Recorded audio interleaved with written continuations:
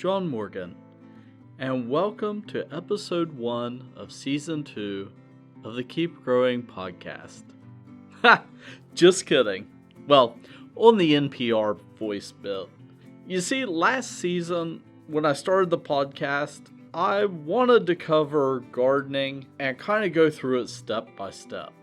And at the end of the season, I asked for feedback, and I got some great feedback on how to change up the podcast and really improve on it. And listening back to it myself, it was really scripted, and that's just not how I am naturally. And as a result of trying to kind of over-script the episodes, it really came out like kind of NPR-esque. And, you know, that's great. I listen to a ton of those types of podcasts. That's just not quite what I'm shooting for here. So this season, look for some changes in the format of the podcast, but also kind of in how I present it. Instead of typing up a full script, right here in front of me, I've got 2 pages here in my notebook of bullet points that I want to talk about. So, let's go ahead and get started with episode 1 of season 2 of the Keep Growing podcast. And I thought this second season, it would be great to start off with talking about some of the garden trends right now. Because garden trends, they come and go over time. And right now, I think there's kind of a trend or kind of a series of trends that I think really have some lasting power. And kind of if you condensed all those trends down, there's one underlying theme, and that's reconnecting with nature. So earlier this year, at the beginning of the year in January, I wrote a blog post where I talked about gardening trends for 2019. That's really where I think garden trends right now are heading. So what are some ways that we can reconnect with nature? First, and this one's kind of funny considering that you're listening to a podcast right now, but the first thing is disconnecting from screens and disconnecting from technology.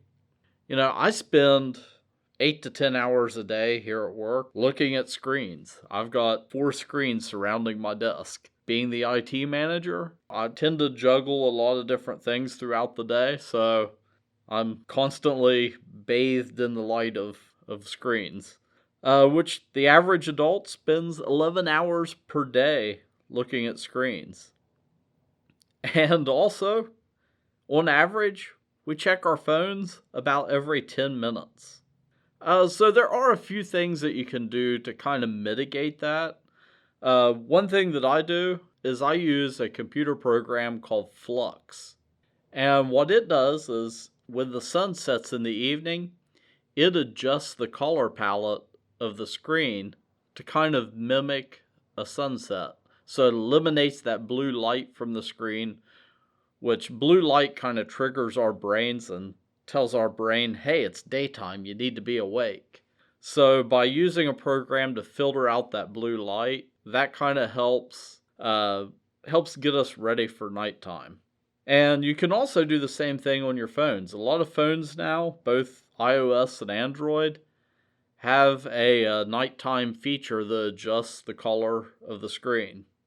And another thing is like on phones, setting it up for dark mode. So instead of staring at a bright white screen, you can invert the colors so you're looking at dark screen with white text. And for me anyway, that seems to be a lot more soothing on my eyes. The next way you can reconnect with nature is to bring the outdoors in. And houseplants are absolutely huge right now. 30% of all households last year bought at least one houseplant. And on Pinterest, searches for houseplants are up 90%. And I love houseplants. I've got a ton of them both at home and then also here in my office. A lot of times they'll stop by our office here and they'll walk past my office and they'll look in and go, man, looks like a greenhouse in here. My office looks like a little miniature conservatory. And to me, that's just soothing. It's bringing the outdoors in, especially on those cold, dark winter days. Being surrounded by some green, it really helps get you through that. And then the third thing is reconnecting outdoors. The best room of your house, it can be right out your back door. And most of the 2019 gardening trends center around this idea. So one of those is creating a staycation spot. A lot of people are trying to be frugal and save money, and the easiest way to do that is just to spend your vacation at home. And if you're going to do that, you want a place where you can enjoy it. Along with that, creating structures as focal points, whether it's a nice new patio, a new barbecue area, hot tub. Along with that is investing in quality furniture. When I was growing up, my family's idea of lawn furniture was, the old aluminum tubing folding chairs that had the webbing in them that would always get brittle over the years, and eventually somebody would sit in it and just go, right through the webbing. Lawn furniture has come a long way over the last few years. And now you can get stuff that looks like indoor furniture, but for outside, because they've got these great fabrics now that hold up well to moisture, and they dry out quickly, so if you forget them outside and it rains on them, it's not the end of the world. Investing in outdoor furniture, it's a great thing. Another thing is food in landscapes. A lot of people that live in suburban environments, they don't have a huge area to garden. I'm lucky in that I own an acre and a half and I've got room to have a nice big vegetable garden. But if you don't have that kind of space, or if you don't want to have to hike, all the way out to the veggie garden, a lot of people are incorporating vegetables into the landscaping around their homes now. And there's a great number of ways that you can do that. And some of them are even decorative. So, for example, using leafy greens like Swiss chard as an ornamental plant that's also edible. Those are terrific ideas. And later on this season, we're going to be talking with someone who actually wrote an entire book about foodscaping. And then another trend in 2019 is giving back to the community through gardening. And again, here in a future episode, we're going to be talking to someone who invented a gardening system that, to be honest, is impacting the entire world. He's tackling hunger in third world countries using this method that he invented that's really pretty much, there's a lot of common sense behind it. And when you look at the process, you kind of go, yeah, why didn't anyone else ever think of this? So that's a couple things to look forward to in the upcoming season. And that kind of brings me to the final thing, and it's keeping it low maintenance. Now, by low maintenance, I don't necessarily mean less work. That's something that, quite frankly, our industry has kind of gotten wrong over the years. We've kind of marketed plants as, plant it and forget it. And gardening's not like that. It takes time and energy to produce a beautiful garden. This is not really doing less work in the garden, but making that work go the extra mile. Instead of low maintenance, maybe we could call it gardening efficiently or something like that. That kind of brings me to what I want to talk about, and that is another gardening trend, but it's also something that I'm experimenting with myself.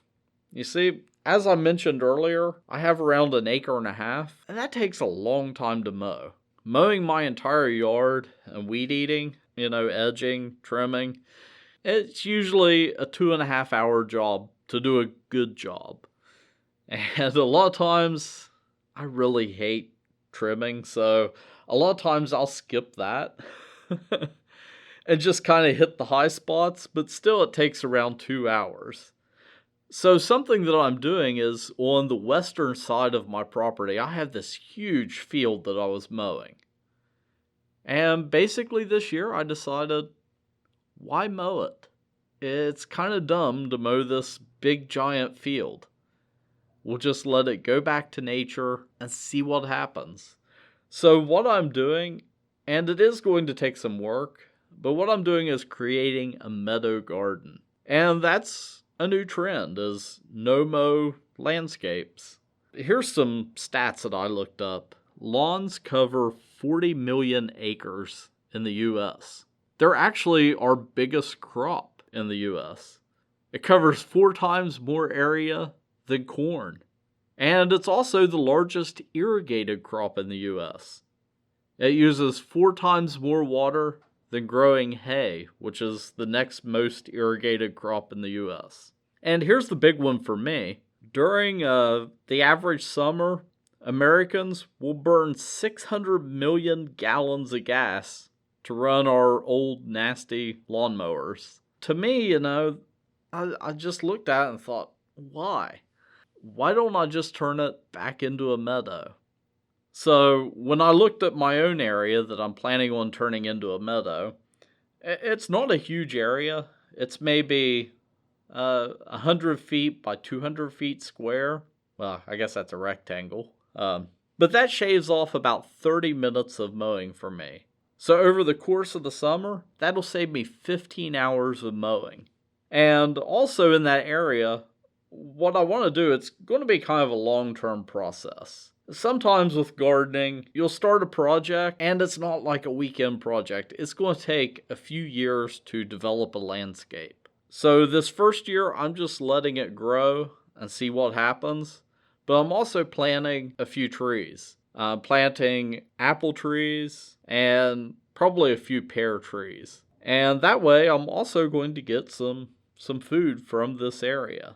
But also over the next few years, I'm planning on planting around the trees. I kind of want to make them kind of like little islands in the meadow. So I'm going to plant around them native ornamental grasses, some shrubs, different things like that, because I kind of want to create little secluded areas in this area and then kind of have paths winding through it. But I'm also going to mix in some pollinator-friendly wildflowers that are perennials that will come back every year.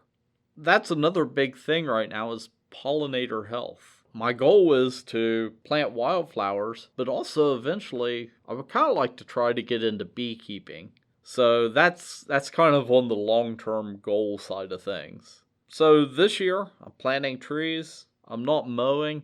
Another thing that I'm looking for is I'm keeping an eye on that area for invasive species. And really, if you think about it, the area where I live here in West Virginia, really the entire meadow is full of invasive species because originally this whole area was forest.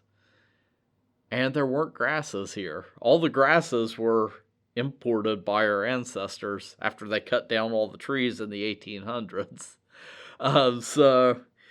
Yeah, kind of fudging, what an invasive and non-invasive species is here, but that's a story for another podcast. But what I'm imagining for this area is kind of a Shire-esque area. I love the Lord of the Rings, and the Shire, it was a beautiful area. I think in the movies, they really captured it, and, that's kind of what I want to create, a place where I can kick off my shoes and relax and just kind of have a lazy day under the shade of a tree, munching on an apple. Hopefully in 5-10 years, it's going to be beautiful out there. Periodically on the podcast, I do want to talk about gardening projects that I'm working on. Just to kind of give you a perspective. I'm by no means an expert when it comes to gardening. I'm kind of self-taught. To finish up this week's episode, something that I want to continue from last season is a bit of gardening wisdom. And since I talked about meadow gardens, the quote that I have is from an author and poet. His name was William Wordsworth. He lived in the 19th century. And he said, "How does the meadow flower? Its bloom unfold. Because the lovely little flower is free down to its roots. And in that freedom, bold." This gardening season, go out boldly, try new things, and, with gardening, it comes down to experimentation and time. And, well, until next time, keep growing. You can find information about this podcast and other great information online at bobsmarket.com. If you want to get in touch with me for questions, comments, or smart remarks, you can shoot me an email at keepgrowing@bobsmarket.com. Copyright 2019, Bob's Market and Greenhouses, Incorporated. Music by Silent Partner.